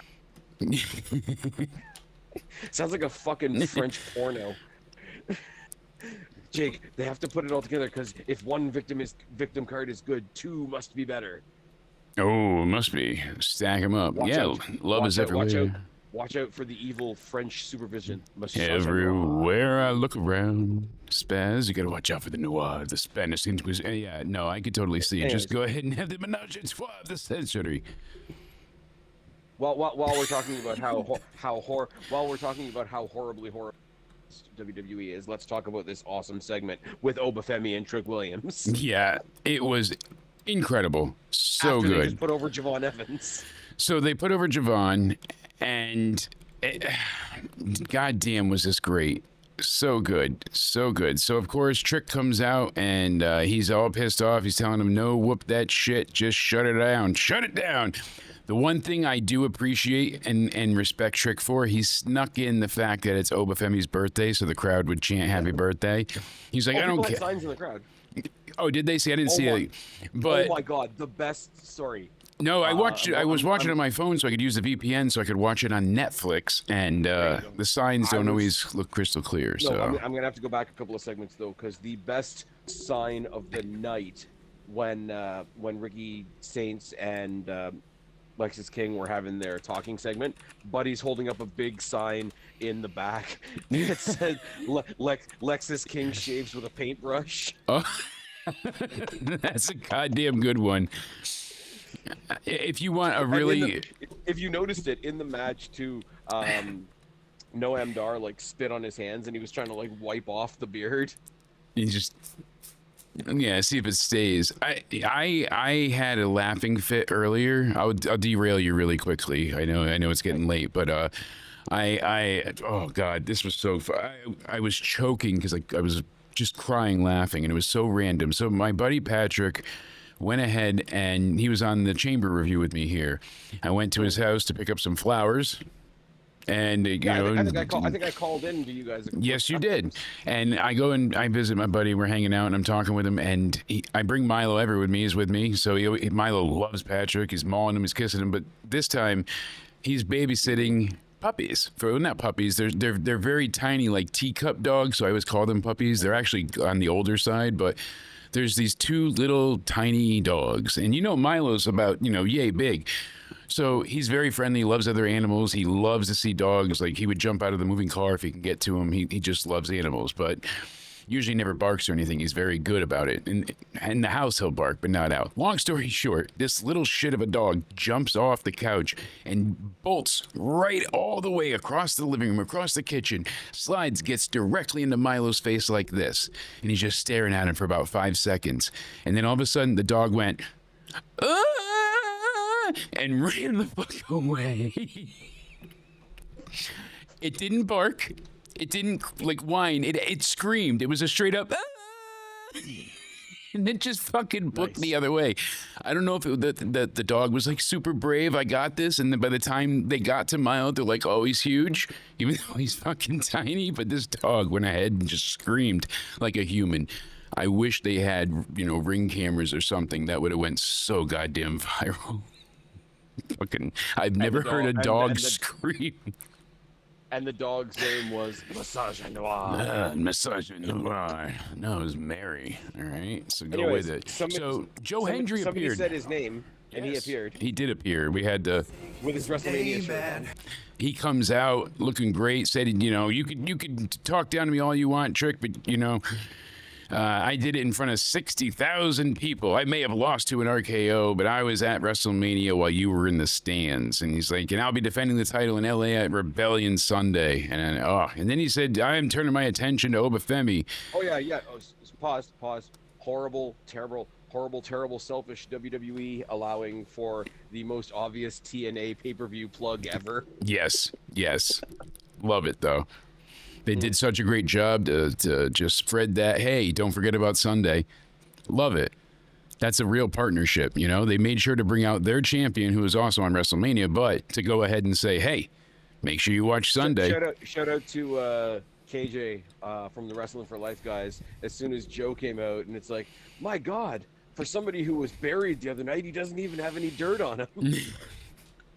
I love those guys. it. They're Go so check out funny. the Wrestling for Life guys. They're good. It's good times. Then we had Joe. Basically, he said, "I'm turning to Obafemi," and Oba said, "Don't make the same mistake that Moose did." And then Trick got in between. They threw him out, and that was it. And then we saw Stax go ahead and kill Crucifino. So. Yeah. Then we get to Javon Evans. We talked about him and Miles Bourne facing Dark State. It was what it was. It was, obviously Dark State was going to win. It was a bit clunky because Javon's fast, Miles a bit more calculated in his moveset, and they weren't always clicking. They were trying, but it just didn't. I'll buy that though because it's not one of his typical teammates. Exactly. So they just I'll buy them felt not working, but I don't know why wonky. I don't know why they necessarily brought these two together. I think it was just something to do with Dark State. It's not terrible, but they took advantage, the fact that Tavon Heights is, not available. Well, okay, but Tavion Heights and Charlie Dempsey were standing on the ramp watching the match. That's why I'm being a wise ass. Like, why couldn't he be? Whatever. So sure. And then we went ahead, and after that, we got Sean Spears backstage, and he basically just made some comment, and that was it. It was like the end we were catching the end of a conversation. He's clearly talked to Ava about something, and we're going to find out what it is next week. Mm-hmm. And then Inamura screwed over Ava. Yes. And basically tricked her into giving them a sympathy tag title shot. Which was great because he starts to cry, and then Briggs shows up and he's like, "What? What the hell you doing?" And it was funny. She's like, "I'll give you a title shot against Hank and Tank." Yeah. And then all of a sudden, was this the part where we heard? No, it was later with the attack, right? With the pipe and Trick flipping out and smashing shit. Yeah. Well, briefly, we'll just talk about it. I don't know really what happened. He started smashing shit. The screen blacked out, so we couldn't see it. We could only hear it intentionally. The announcers told us later on in the evening that he had been asked to leave the building, but I think there was a glitch somewhere. Yeah. See, but they tried to make it seem like he hit, obviously Ava. That's what they were going for. So, oh dear. Not the best way to kick him out, but whatever. It's all right. Does it strike you as strange that the NXT after Stand and Deliver, all the champions were on the show except for Hank and Tank? Yeah, that was a little odd, but I guess they're gonna have their, obviously their tag title match next week against Inamar and Briggs. So hey, are they back in that works. Are they back in the PC next week? I thought so. Okay, I believe so. I don't think I heard another location announced. Yeah, not yet. So refresh the cam. Then we got our main event. Stephanie goes ahead and takes on Roxanne Perez, and we knew what we were going to get. These two can bring it. It was cool to see, Stephanie do the 619 and then the slingshot to the crossbody outside. She got her eat defeat move in, the face fucking finale, as you like to, have me say it. But I loved all of it. Obviously, we knew that Stephanie was not losing here. She basically does a really high back kick, and she stops and is able to counter the pop rocks from Roxanne. She tosses Rox to right into the turnbuckle. That looked painful. And then she hits her with the big dragon screw, and then she takes her and does the what is SVB? SVD. SVD.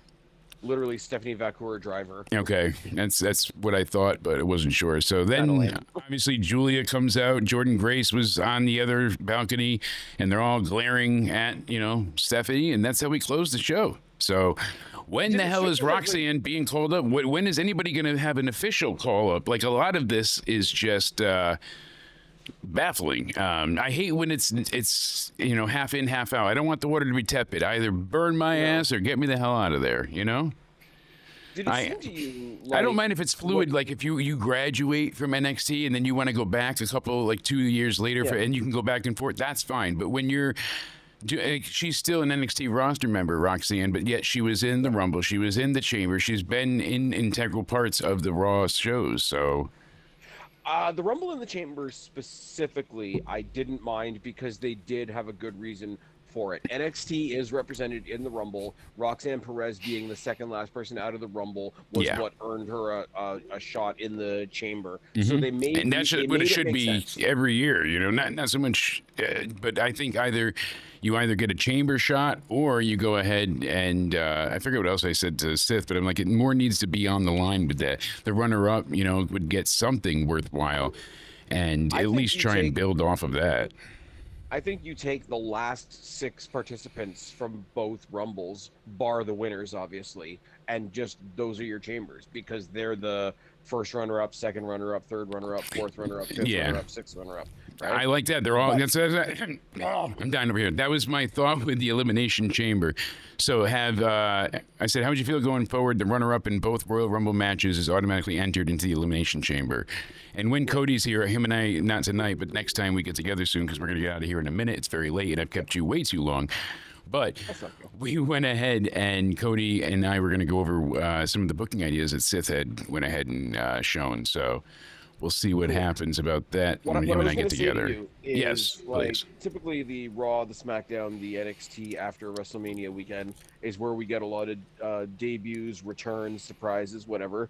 Did it feel to you when Julia came out to stare down Stephanie again, they were presenting her like she was in that role, except she's not debuting and she's not a surprise because we know she's on the roster already. So it was like, ta-da! But you didn't do I think the anything. ta-da was like, okay, now we know definitely she's a heel. Like that's kind of official now. I think that's what they were trying to be like more, it seems. I think they took, and this is kind of ironic because I really loved it on Monday night. The big thing that went from Io Sky to Stephanie Vacour to Roxanne to Julia to Rhea Ripley, like that whole exchange. It just worked.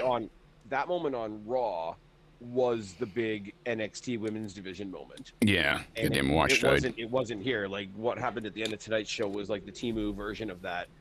But like, it's like at the end we ended the show with ta-da, we've got Julia, and it's like yeah, but we already had Julia. Like she's awesome. I think it was less of a ta-da. Like I think it was more of like, oh, here's the big threat. Like everybody's after Stephanie. She doesn't have anybody defending her now. Everybody wants a piece of that title. Think about that though, because what they showed, and they didn't even do it that well. And she succeeded against everybody there already. So that's why if you're not doing one-on-one matches, you don't want to keep doing multi-person matches with this. My point being though is they didn't even show because Jordan Grace was in the audience watching them as well, but they didn't light it very well. Half the people watching didn't even realize. They thought it was just a one-on-one stare down, right? So now you've got this stare down. Roxanne is out; she's already like fucked off for the evening, and there's a stare down that's like mostly Stephanie and Julia, but a little bit of like Stephanie, Julia, Jordan Grace. So it's like cool. You had the women's title match from Stand and Deliver minus Jada Parker. Yeah, exactly. So. I don't know. Stuff happened on this show, like individual, like, hey, that's going to be a cool thing. That's going to be a cool thing happen. As a whole, like as a 2-hour show, this show had no momentum to me. It had no momentum. It had no continuous momentum, I should say. Nothing was building into the next thing with this. A lot of it is focusing on next week. They felt like this show was just non-required viewing for the build for next week. And where I had the notes before somewhere up here for next week. But all in all, it was kind of just like you said, not lackluster, but not fully entertaining. They did have some things. Title match next week. We've got a tag title match next week. Both of the title matches that this show was hinging on, I found to be disappointing. Not that the matches were bad, but nothing. Like we didn't move the needle. Nothing happened. The sand is still where the sand was. There's no footprints. There's no water at the end of the desert. My metaphor is falling apart now. Yeah. But like it just I don't know if I came back too late, but no, we're still chatting for a little bit. You know, we're fading fast, but I got one thought that I'm going to leave you with, and then I am going to go. Yeah. Raw was awesome.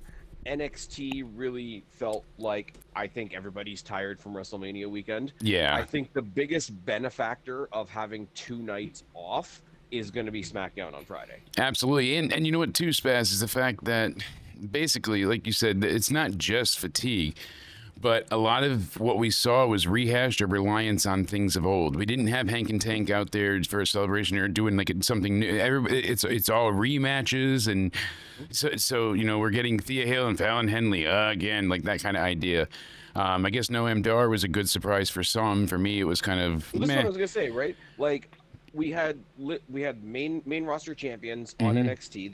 That in itself is cool. Like we can't lose sight of that, right? No, it's cool. We got that. It was kind of cool to see the footage from Bloodsport. Noam Dar returning and winning the cutback was cool. The main event was good. Cool. Joe Hendry was a great surprise. But it was like these are all like individual blips. Like there was no typically we come off of NXT and we're like, let me tell you about this, let me tell you about Yes. this, let me tell you It about all this. one flows into the other. This didn't have that. It was You very remember the- disjointed and I just remember texting lacked back flow. and forth with you.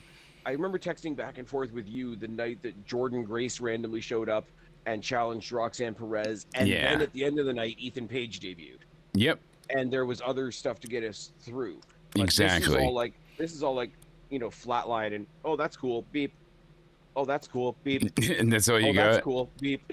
It's But just yeah, I think when we go into Friday, because there's going to be a lot of Cena Cody stuff. We've got the TLC match, which I'm throwing the guess out there right now. I'm pretty sure we're going to debut Fraxium, and they're going to be the fourth team in that match. yeah.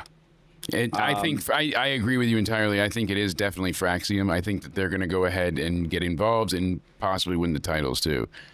And I don't think that that's like a crazy thing to say, because they've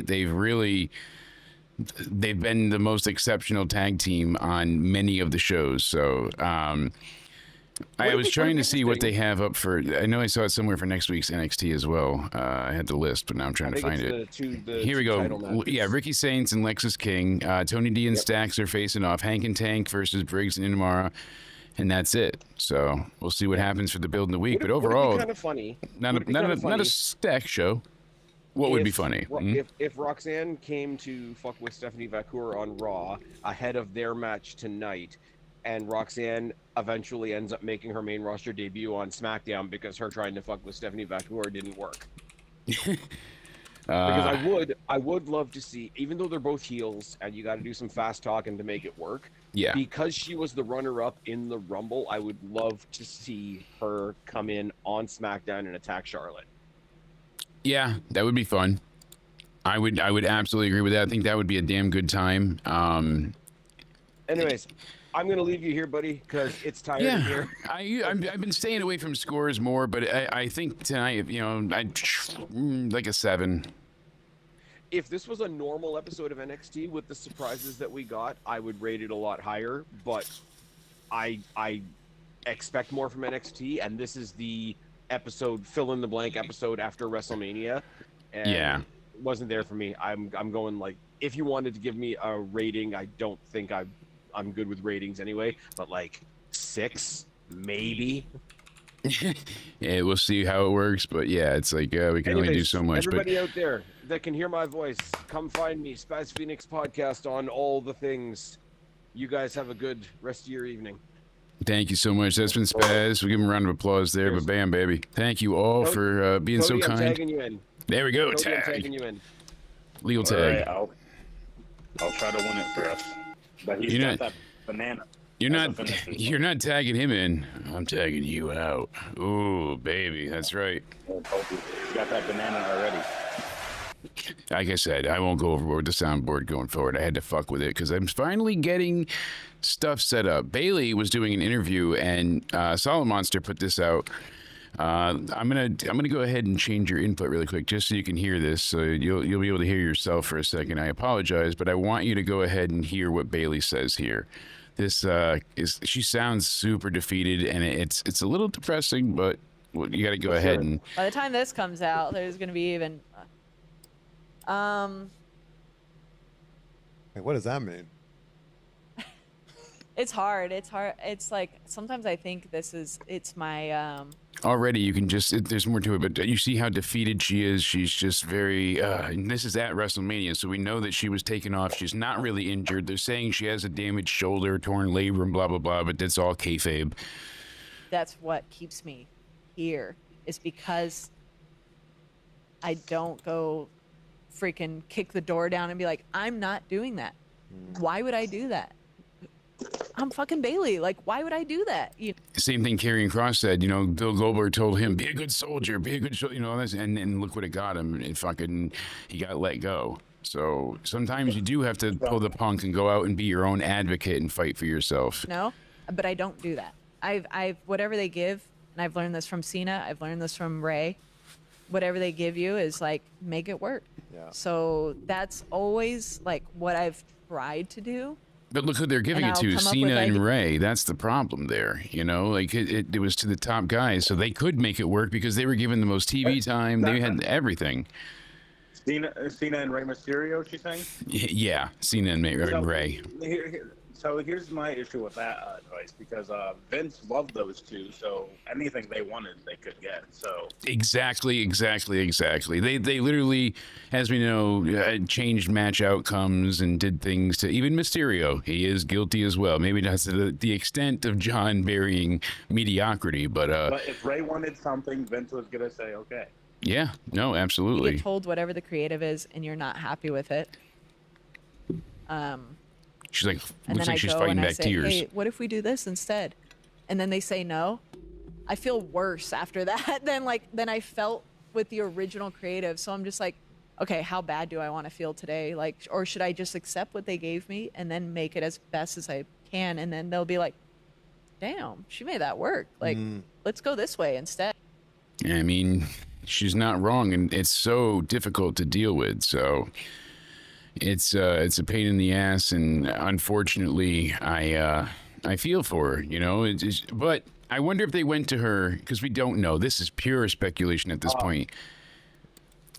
What's that? Apparently, Yeah.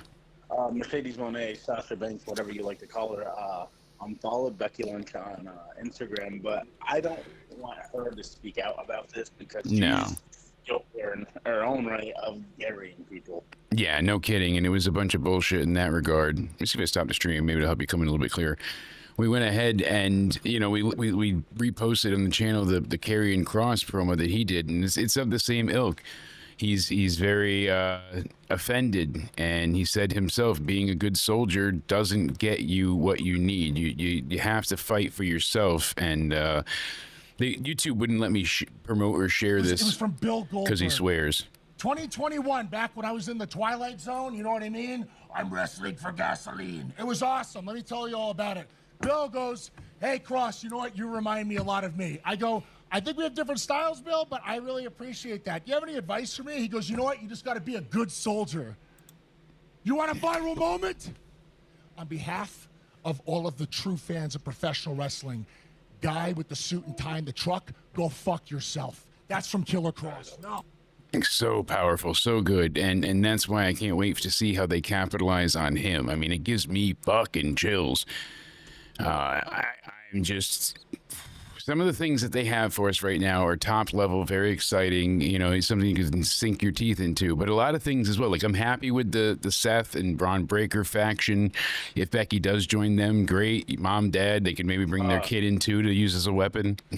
Here's my thing with this, though. The difference between the Karrion Kross promo and the Bailey shit on Chris Van Vliet. I think Bailey is just done with WWE or frustrated with them. It sounds, yeah, because Bailey was more about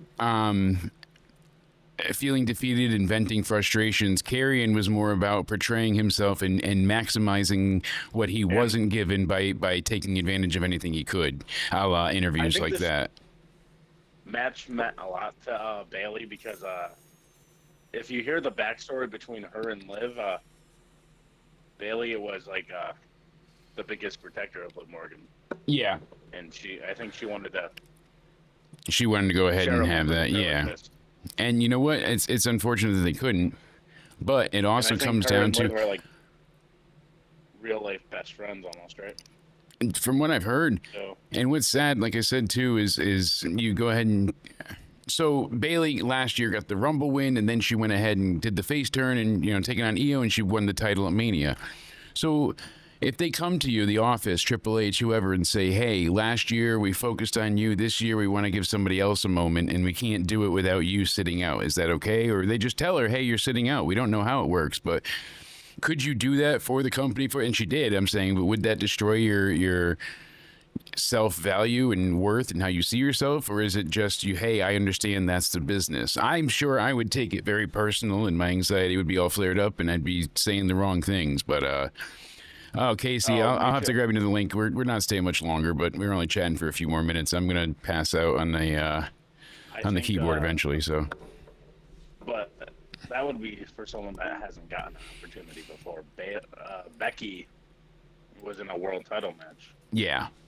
So that's what I'm saying. It should have not been Becky, honestly, but that's what they wanted to do. That was the story they had for whatever stupid fucking reason. Blows So me what away. was- I still want to know the point of just to capitalize on a Becky heel turn. Is that why they just had Yeah. Liv and Raquel drop the titles for one night? So from what I have been able to suss out, and from what they've also shared online and the post segments and whatnot, they were bringing Becky back, but there was no way in their mind that the fans would be willing to boo her upon her year return. She's been gone for over a year. So by the time we get her in here, they were worried that, oh shit, she's gonna get cheered, which she did. She got a great reaction, but they needed to turn her heel. So if they have her just beat the shit out of Lyra and they lose at WrestleMania, then that's terrible. You have a terrible temper and you went ahead. You didn't lose. You lost the match, but you know what I mean? It's your first one back. They got the titles. And then the next night, Lyra is the one at fault for losing them. So it's easy for Becky to say, I didn't get pinned. You got pinned. You cost us this. If What would have been better is then. I think it would have been so much better to have it probably the way they did it. I think it was about as good as it could Or be. they could have brought Becky in weeks before Mania to build up this relationship with Lyra. No, I would have kept it I just guess as that it makes is. sense, too, Keep it a because, surprise, and then because if they bring her back before, they really got to lay it on thick. You don't need to. You don't want to post any signs. You just go ahead, bring her back. Becky's Yeah, thinking this asshole only let me be champions for a day. exactly. So it's more fuel for the fire for her creative arc and storylines. I would be happy to see something come out of that, certainly. But basically, it's all just down to the fact of the fans wouldn't have really gotten into the moment if she just attacked Lyra because they lost the match, but they lost the titles now. The man wants to be the man. She wants the title. She wants to feel fucking powerful and be on I top. guess it works for Liv and Raquel too because they capitalized on it and saying we're the first ever 4-time tag team. And my main gripe was what at WrestleMania? The fact that Judgment Day wasn't gonna have the titles together, and now we got it. I would Oh, yeah, prefer we were Liv both to be complaining the about IC that. What the title. hell? Yeah. We were like, what the hell is Dominic winning the Intercontinental Championship? Yeah, why for? now? Losing their titles. Exactly. Why the fuck now? It baffles me for sure. Well, I would prefer them to drop the tag team titles because, like you said, I think Liv Morgan should win the Intercontinental title, the Women's Intercontinental. Yeah. Absolutely. So they can play the Liv Dom thing. They're both Intercontinental champions together. Yeah. So if they had the titles together, it would be perfect, And I really think they could make this work. So honestly, They still could. I mean, you could have her be Intercontinental champion and tag team champion at the same time. I mean, Lyra was for a day. she was. I would have rather have seen Liv just have the IC title, and then her and Dom have the IC title, and that's I it. don't think they should have ever put the tag team titles on Liv and Raquel. They're a great tag team, mind you. But I think Liv has just built to this top star level where she shouldn't be. And I'm not saying Raquel's holding her back either because Raquel's a good wrestler too. No, we're losing you a bit. But There we go. Try talking again. There we go. Now we can hear you. You were cutting out a little bit. but I was saying I see people on Twitter saying Raquel's holding Liv back. No, I don't believe You agree that. with that? Not at all. I think because she adds to the moveset, she adds to the overall, the aura that they have. She's a strong, force to be reckoned with, and her being the muscle for Liv. But Liv is also no longer just a pushover. She's getting serious wins and victories on her own. She's taking people out. She's So got 'em great in the ring. yeah, they work so well together, and I absolutely enjoy. Yeah, I can't talk. Enjoy and appreciate what they've given us. Because Raquel without Liv is kind of nothing. She's just a really bad afterthought. Sadly. Well, sir, you keep in touch with me. That's why they You think what? have them with the tag team championships because they want something for Raquel to do. Yeah, that's what it is. Because then she wouldn't have a women's title unless you have her get the IC title and you have Io Sky drop the belt to Liv. Wouldn't be the worst thing, depending on how they set it up. Which But Liv has probably had one of the best runs with the world title. oh yeah, she made it special for that while. It was a lot of fun. I only wish she got to defend it a bit more. Rhea Ripley is a better chase for the title than she is a champion, I think. Yeah, she's always one too that kind of serves as because when she's the champ, she has to stop other people, but she can be vicious and attack and surprise and do all these crazy things when she's going for the title. So that's really the way you want it to happen. But Dom and Liv would be perfect with the Intercontinental titles, matching Intercontinental. oh yeah, Because they're both like, we're the greatest Intercontinental champions of all time. exactly, and That's you know it's Dominic's not already too doing far that. off. Absolutely. Well, bud, before my eyes go any more wonky and my brain explodes, tell the people where they can find you, and then tomorrow we'll try and meet up and cover some more. Alrighty, you can find me over at Twitter at Judgment Day Era, and I'm having a brain fart, excuse me. And Instagram. you can have, Instagram, that's the app. And that's You can find me over on Instagram Cody, at right? Cody Needy. _316.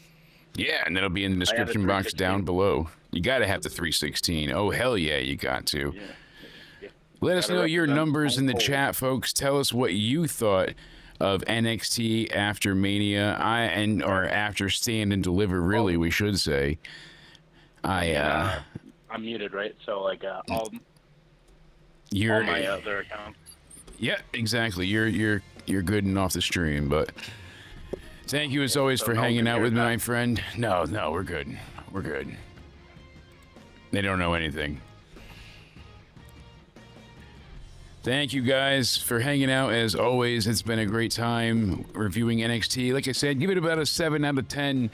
We're going to be live this upcoming Sunday for the TNA Rebellion pay-per-view. It's going to be a great time. Going to have some more other special guests. Not what you're thinking. Possibly someone everyone's going to be excited for, so you're not going to want to miss it.